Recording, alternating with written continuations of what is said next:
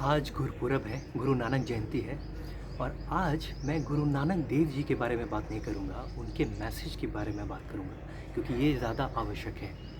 गुरु नानक देव जी ने इतनी बड़ी बात कह दी है जिसे हम सोच नहीं सकते। जैसे उपनिषद में महावाक्य होते हैं जो एक वाक्य में जो संपूर्ण सत्य है उसको कंडेंस कर देते हैं, अहम ब्रह्मास्मि प्रज्ञानम ब्रह्म तत्त्वमसि। उसी तरह से गुरु नानक देव जी ने तो उसे एक शब्द में कह दिया, विराट सत्य को एक शब्द में कह दिया, एक ओमकार सतनाम। ये हमेशा हमेशा इस जो हम इस एक शब्द को जब भी हम समझने की कोशिश करेंगे तो ऑटोमेटिकली हमारा कनेक्शन डिवाइन से होने लगता है। क्यों? क्योंकि वो सोर्स है, वो सोर्स है। और अभी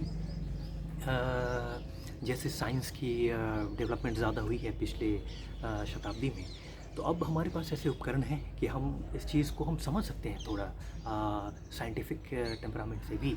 जैसे कि ऑसिलोस्कोप है, तो depending on the frequency, vibration and amplitude, it can tell you कि every sound has a form. तो every sound has a form और every form has a sound. तो वो वही जो फॉर्म है उसे हम यंत्र कहते हैं और जो साउंड है उसे मंत्र कहते हैं और जो टेक्निक है जो इन दोनों को साथ यूज़ करने का उसे तंत्र कहते हैं। तो तंत्र का दरअसल मतलब होता, हम बाहर के लोग, पश्चिम के लोग उसे टैंट्रा कुछ और समझ गए, हम उन्हें समझा नहीं पाए। और खैर वो एक अलग विषय है, लेकिन हम इसलिए नहीं समझा पाए क्योंकि हमारे यहाँ जो एक गुरु शिष्य की परंपरा से एक थी वो विलुप्त होती जा रही है। हम भी बाहर का जो ट्रांजैक्शनल टीचर स्टूडेंट रिलेशन है हम वही लेते जा रहे हैं। और ये जो सिख धर्म है, जो सिख मजहब पंथ की स्थापना की गुरु नानक, सिख का मतलब ही सीख, शिष्य से होता है। तो गुरु, डिसाइपल एंड गुरु, ये दोनों का जो एक रिलेशन है, इसी को सतत रखने के लिए, जारी रखने के लिए नानक देव जी ने सिख पंथ की स्थापना की। और क्या खूब ये पंथ था, सभी का निचोड़। और एक ऐसा पंथ जिसमें आप गृहस्थ रह के भी सन्यासी हैं, और आप घर में आप गृहस्थ रह सकते हैं, आप बाज़ार में अपने अर्थ से पैसे कमा सकते हैं, सब कुछ आप कर सकते हैं जीवन में, लेकिन आप फिर भी सन्यासी हैं। तो ये सीख शिष्य हर कोई है, उसके लिए आपको घर छोड़ने की ज़रूरत नहीं। बात बहुत बड़ी थी, शायद हम जो उनकी मूल मैसेज है उनको समझेंगे तो ज़्यादा अच्छा होगा।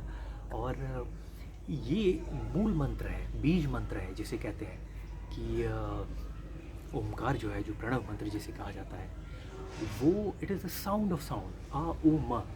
ये 3 धातुओं से सभी तरह के साउंड्स हैं दुनिया में। और जैसा मैंने अभी कहा कि आप every sound as a form आज हम मेज़र कर सकते हैं। जब बचपन में हम लोग ये पढ़ते थे कि जब मैं पहली बार पढ़ा इस चीज़ को, सुना कि सोल्जर लोग मार्च नहीं कर सकते हैं ब्रिज पे, तो एक जिज्ञासा हुई मेरे अंदर, ऐसा कैसे हो सकता है? तो टन्स ऑफ वेट जो ब्रिज सह सकता है, वो कैसे एक सोल्जर के मार्चिंग से, फिर रेजोनेंस का जो कंसेप्ट है वो सब पढ़कर मुझे बहुत अजीब लगा। लेकिन वो है, उसमें सत्य है, एवरी फॉर्म का एक साउंड है और उस फ्रिक्वेंसी और पैटर्न जो एक साउंड का है उससे ही सब फॉर्म है। तो एक पश्चिम और यहाँ पे हमारी जो धारणा है इसमें एक मूल भेद है। वेस्टर्न साइंस में, पश्चिम में लोग कहते हैं sound is a form of energy, लेकिन हम ये कहते हैं energy is a form of sound. हर चीज़ का आज इंस्ट्रूमेंट से हमें ये पता चल रहा है कि ये बात सत्य है, लेकिन हमने इसे बहुत समय से जाना। गुरु नानक देव जी ने 5 शताब्दी पहले इस चीज़ को कहा, एक ओंकार सतनाम करता पूरा। तो वो जो जो जो वो जो नाद है वो आहत नाद नहीं है, अनाहत नाद उसे कहते हैं। मतलब हर जो साउंड है या जो ध्वनि है वो 2 चीज़ों की चोट से होती है। मैं कह रहा हूँ यहाँ पे भी 2 चीज़ों से चोट हो रही है, एक स्ट्राइक हो रहा है।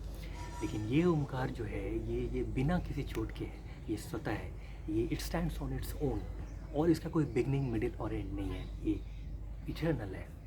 तो इसीलिए जब हम अभी कोरोना वायरस के फेज़ में हमने देखा कि हॉस्पिटल्स में भी ओमकार चैंटिंग हो रही थी पूरे विश्व में, तो ताकत क्यों मिलती है उसका रीज़न ये है, जब हम ओमकार मेडिटेशन करते हैं, ध्यान करते हैं, या फिर ओमकार की ध्वनि भी करते हैं, सिर्फ चैंटिंग भी करते हैं, तो हम डिवाइन से क्लोज होते हैं। हम ओरिजिन, सोर्स जो है उससे हम उसकी तरफ जाते हैं। तो जितना हम क्लोज जाते हैं ओरिजिन की तरफ, उतना हमें ताकत मिलता है क्योंकि हम ओरिजिन पे लौट रहे हैं। तो इसलिए आ उ म ये 3 बीज ये जो धातु है इसी से सभी शब्द बने हैं। और ये जो ओमकार जिसे कहते हैं कि it's a sound of the sound, इसका कोई बिगनिंग नहीं है, मिडिल नहीं है, एंड नहीं है। और दुनिया के हर विश्व के हर बुद्ध पुरुष ने अपने अपने तरीके से अपने ध्यान समाधि की अवस्था में इसका एहसास किया है और इसीलिए उन्होंने इस सत्य को रखा है। बाइबल में भी आप जॉन 1:1 आप देखेंगे कि in beginning there was word and word was God and word was God. तो ये ओमकार जो है जिसे हम परमात्मा ब्रह्म कह रहे हैं, ये वही चीज़ कही गई है। और क्यों कही गई है कि कलेक्टिव कॉन्शियसनेस में जब भी जाकर उस स्टेज पे जाकर लोगों ने मेडिटेट किया है तो उस सत्य को जाना है, महसूस किया है।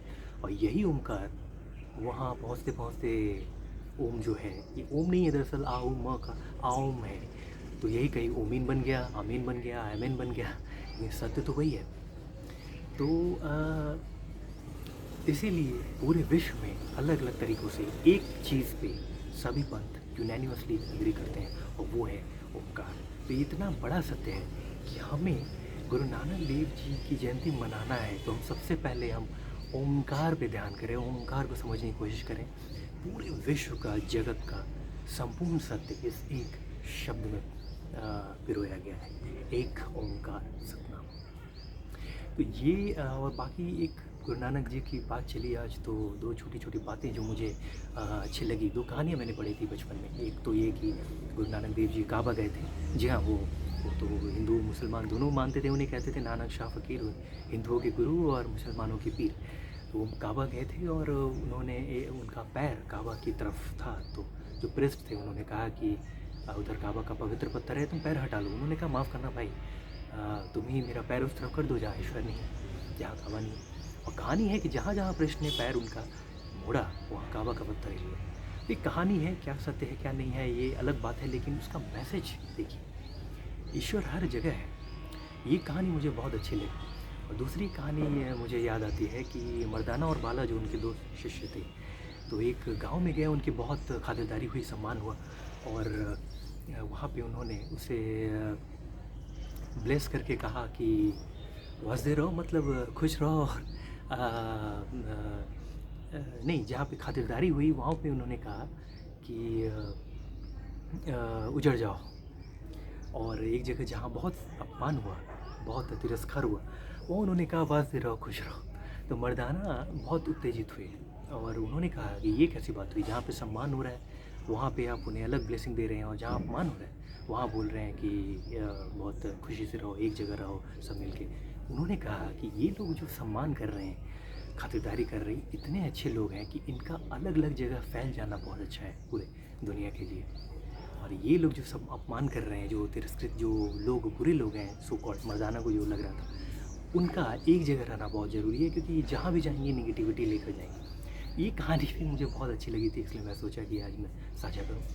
तो ये एक बार फिर जब हम आज गुरु नानक जयंती मनाएंगे तो हम प्रतीक पे हम ना बात करें, हम उस महामंत्र जो विराट सत्य उन्होंने कहा नानक देव जी, उस पर हम ध्यान करें, एक ओंकार सतनाम।